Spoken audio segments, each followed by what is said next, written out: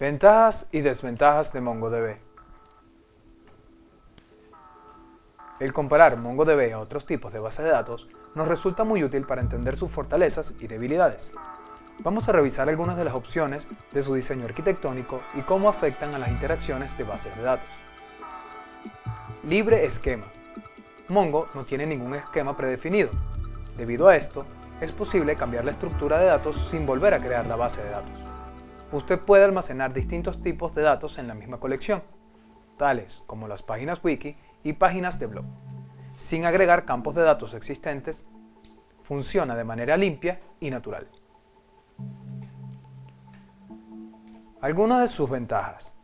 Podemos notar que se pueden cambiar las estructuras de datos. También se pueden almacenar diferentes datos de manera conjunta. También resulta sencillo agregar nuevos campos. Algunas desventajas: podemos encontrar problemas de integridad de datos. Otra desventaja es que el desarrollador es responsable de la data. También vemos que es difícil de imponer restricciones. Trabajar sin un esquema introduce la posibilidad de problemas de integridad de datos. El cliente tiene que ser responsable de asegurar que los datos son correctos. Es más difícil imponer restricciones en los datos de sus colecciones cuando usted no tiene un esquema predefinido. Reporte de aplicación empresarial. Un lugar donde Mongo es lo ideal es en el mundo de reportes de aplicaciones empresariales. Tenemos como una característica acoplamiento estrecho entre los datos y la aplicación. Las entradas y salidas y el uso de los recursos de Mongo son entonados para aplicaciones web y otras interacciones de corta duración donde los sistemas de bases de datos a nivel de empresa están diseñados con un acoplamiento mucho más estrecho entre los datos y la aplicación.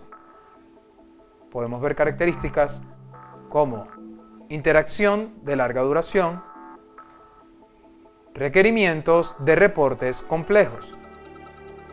El énfasis con Mongo está más enfocado en las transiciones en tiempo real y mucho menos en aplicaciones de larga duración con requerimientos de reportes complejos. Si se necesita trabajar con datos que no están claramente estructurados, pero es necesario realizar cálculos complejos con esos datos, Mongo es una gran opción. Si se necesita trabajar con datasets extremadamente grandes y periódicamente se necesita modificar el esquema de datos, Mongo resulta también muy buena opción.